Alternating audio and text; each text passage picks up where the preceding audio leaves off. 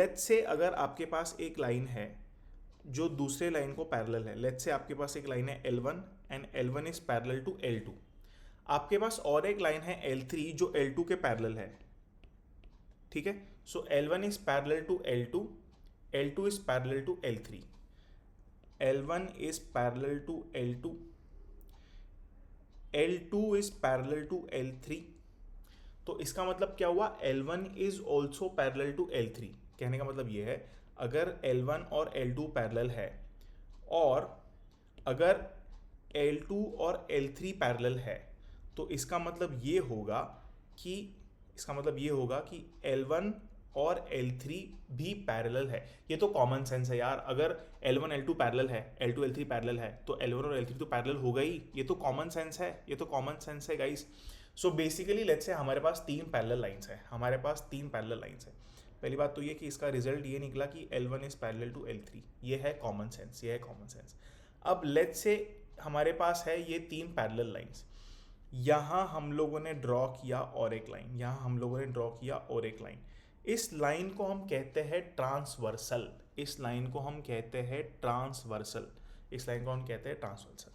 अगर आपके पास ट्रांसवर्सल आ गया तो अब थोड़ा ध्यान से देखना, बहुत बढ़िया कॉन्सेप्ट सिखा रहा हूँ। हमने अभी पढ़ा था कि अगर दो लाइन इंटरसेक्ट करती है तो vertically opposite angle are same. तो ये वाला जो एंगल है गाइस, ये वाला एंगल और ये वाला एंगल, क्या मैं बोल सकता हूँ कि ये सेम है? Can I say these angles are same? Let's call it angle A, let's call this angle B. So can I say A is equal to B? Yes, I can say A is equal to B. A equal to B. क्यों है ये? Vertically opposite angles and vertically opposite angles are same. अब एक बहुत interesting बात बता रहा हूँ। आपने जो एंगल देखा A, लेट्स से मैं इस एंगल की बात कर रहा हूँ, लेट्स से दिस एंगल, ठीक है। Let's call this angle as angle C। तो angle A is also equal to angle C, ठीक है। I write it down, angle A is also equal to angle C। इसको हम कहते हैं corresponding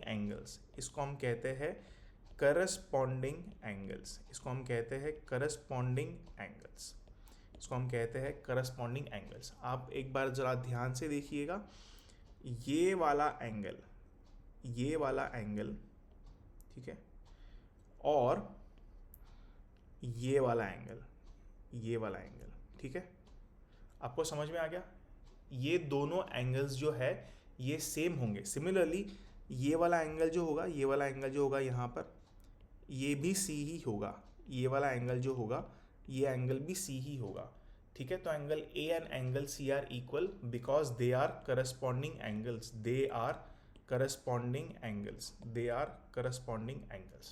very important, ठीक है। अगर लेट्स से, अब मैं फिर से बनाता हूँ इसको, line number 1, line number 2, line number 3, and then you had a transversal like this, ठीक है। और एक बहुत बढ़िया चीज़, आपने वर्टिकली एंगल सीख लिया, करस्पॉन्डिंग एंगल सीख लिया, अब आप सीखिए अल्टरनेट इंटीरियर एंगल। जब भी आपके पास में पैरेलल लाइंस हो और उसके साथ में एक ट्रांसवर्सल हो, मतलब पैरेलल लाइंस और उसको कट करने के लिए और एक लाइन, तो आपको ढूंढना है Z। फॉर एग्जाम्पल ये जो है ये है Z, ये है Z। तो इसका मतलब क्या हुआ गाइस, यहाँ वाला जो एंगल है let's call it angle P, और यहाँ वाला जो एंगल है let's call this angle as Q। ये दोनों एंगल्स भी सेम होंगे। P will be equal to Q. Why will this be equal? Because we call them alternate interior angle,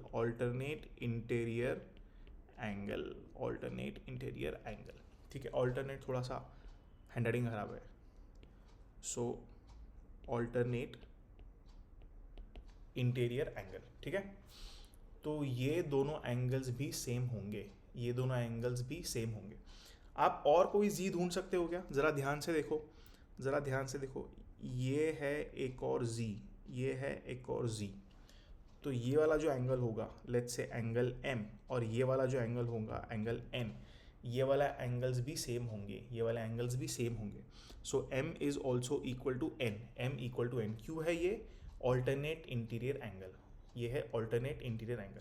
और बताओ, और बताओ, और आप z ढूंढ सकते हो क्या कहीं पे गाइस? और आप z ढूंढ सकते हो क्या? ज़रूर ढूंढ सकते हैं. आप ध्यान से देखिए, ये है, ये है, ये है, ठीक है. तो ये वाला जो एंगल है आपका और ये वाला जो एंगल है, ये दोनों एंगल्स भी आपके होंगे सेम, ये दोनों एंगल्स भी होंगे आपके सेम. क्या रीज़न है? Alternate interior angles. क्या रीज़न है? Alternate interior angle. आपको बस z ढूंढना है, बस z ढूंढना है आपको. आप z ढूंढो, मजा करो, z ढूंढो, मजा करो. और एक z दिखाता हूँ मैं आपको, ये देखिए, सॉरी थोड़ा सा लाइन टेढ़ा हो गया, I will draw it properly. ये भी एक z हो गया. तो इसके अंदर वाला ये वाला एंगल और ये वाला एंगल, ये दोनों एंगल्स क्या होंगे? सेम. ये दोनों एंगल्स क्या होंगे? सेम. क्या रीज़न है? Alternate interior angle. क्या रीज़न है? Alternate interior angle. तो वर्टिकली ऑपोजिट एंगल सेम होते हैं, करस्पॉन्डिंग एंगल सेम होते हैं, और third alternate interior angle same होते हैं. तो 3 एंगल तो आप पढ़ चुके. Vertically opposite angle, corresponding angle, alternate interior angle, ये होते हैं सेम, ये होते हैं सेम. ठीक है.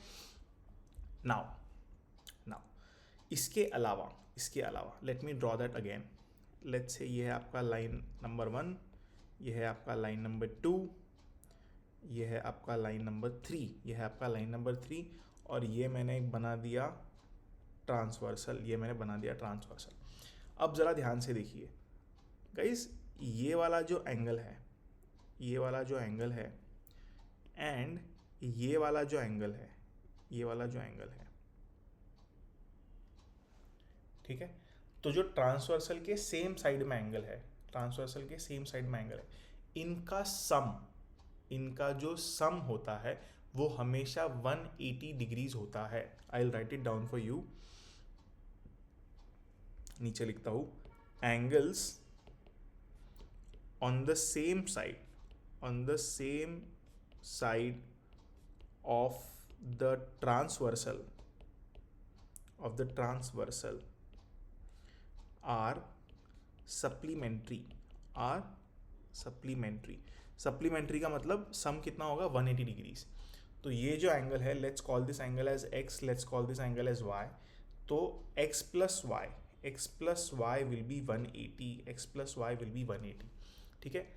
आप मेरे को इसके और एग्जांपल्स दे सकते हो क्या? आप मेरे को इसके और एग्जांपल्स दे सकते हो क्या? ज़रूर दे सकते हैं, क्यों नहीं दे सकते? एग्जांपल्स तो बहुत है हमारे पास. सो गाइज, आप ये वाला एंगल देखिए और ये वाला एंगल देखिए. ठीक है. Let's call this angle as a, let's call this angle as b. So a plus b is also 180, a plus b is also 180. इसका रीज़न क्या है? एंगल A और एंगल B ट्रांसवर्सल के सेम साइड में है, transversal के same side में है. तो उनका जो सम है वो होता है इक्वल, वो होता है इक्वल. ठीक है. अब हम इसको फटाक से कंक्लूड करते हैं, जल्दी से हम इसको एक बार फिर से रिवाइज कर लेंगे. So let's say you have a line L1, let's say you have a line L2, and then you have one transversal, ठीक है. So this is angle A, this is angle B. I'll use another colors.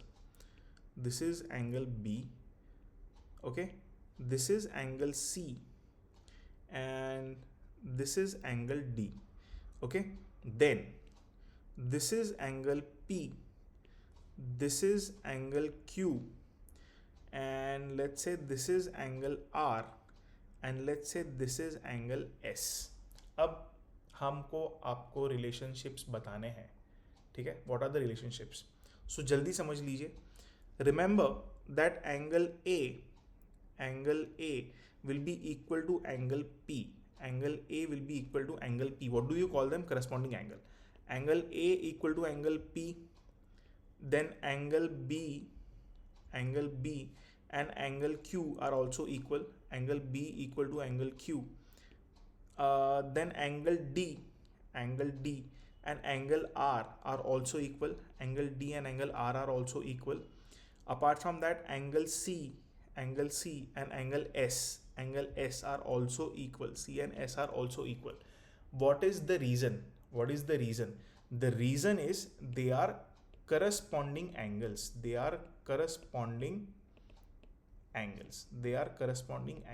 Okay. Apart from that, observe a Z. ये है आपका Z. तो Z के अंदर कौन सा एंगल आ गया? ये वाला एंगल आ गया और ये वाला एंगल आ गया. ठीक है. So angle D will be equal to, I'll use a better color. Yeah. Angle D will be equal to angle P. One more. Can you see this? Z? Can you see this Z? So this angle over here, and this angle over here, angle C and angle Q, angle C and angle Q are also equal. What is the reason? The reason is they are alternate interior angles. So ये भी same होंगे. Apart from that, अब देखिए angle B and angle C they are equal. Why? Vertically opposite angle. Angle B and angle C are also equal. Angle B is equal to angle C. और एक pair ढूंढिए vertical opposite angles का. बहुत सारे pairs है. ये वाला देखिए, ये वाला एक पेयर, ये वाला एंगल और ये वाला एंगल, ये भी होंगे same. Angle A is also equal to angle D. Similarly, you can observe one more angle over here. Angle P and angle R, they are also equal. Angle P and angle R are also equal. One last. Okay. थोड़ा सा trippy colour लेते हैं. Angle P and angle S they are also equal. Angle Q, sorry, not P. Angle Q and angle S, they are also equal. Why? Vertically opposite angles.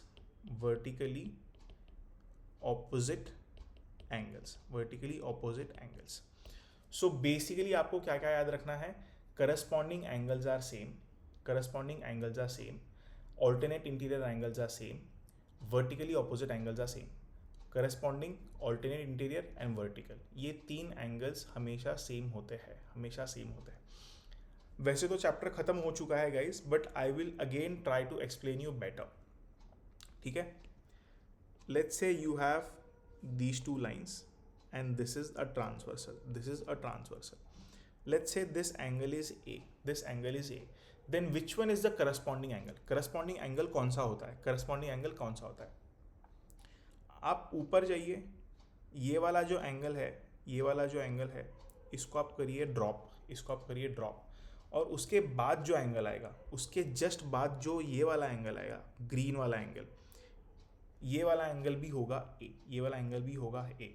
इसको हम कहते हैं corresponding angle. इसको हम क्या कहते हैं? Corresponding angle. ठीक है. Now let's say I am saying this angle is Q. अगर ये Q है तो इसके रिस्पेक्टिव करस्पॉन्डिंग एंगल कौन सा होगा? इसके रिस्पेक्टिव करस्पॉन्डिंग एंगल क्या होगा? इसके जस्ट बाद वाला एंगल. इसको हमको क्या करना है? ड्रॉप. और इसके बाद जो एंगल आएगा, ये वाला एंगल आपका होगा एंगल Q. ये वाला आपका एंगल होगा Q. And why will they be Q?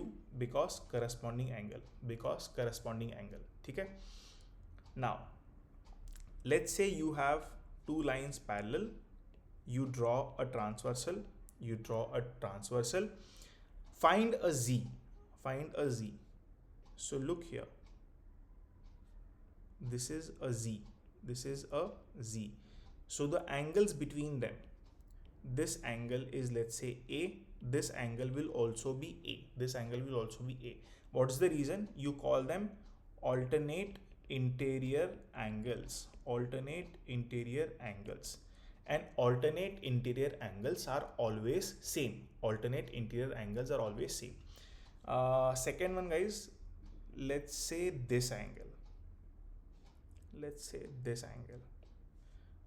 so this angle over here, let's say b, and this angle over here is also b. Why? Because alternate interior angles, so I hope आपको ये सब समझ में आया होगा. इसके अलावा इस चैप्टर में कुछ भी नहीं है. अगर इस चैप्टर से कोई क्वेश्चन आता है तो आप थैंक यू बोलिएगा, क्योंकि बहुत आसान चैप्टर है. It is a very very easy chapter. I hope ये आपको समझ में आया हो. अगर इसमें कुछ छूट गया है या इसमें कुछ ऐसा है जो आपको समझ में ना आया हो, तो feel free to drop a comment and I will help you. I'll explain you better. Okay, so that's it for this video. Thank you so much for watching. Do like, do share, do subscribe. Thank you.